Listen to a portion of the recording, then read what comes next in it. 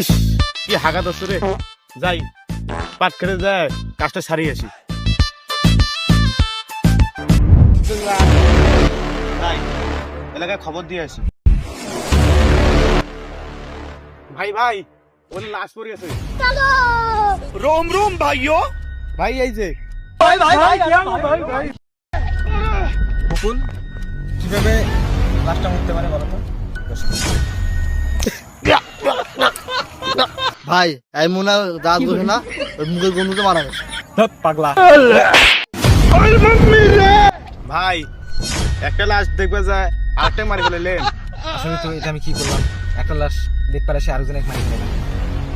এত সাক্ষী দিবে এক তো রাখা যাবে না।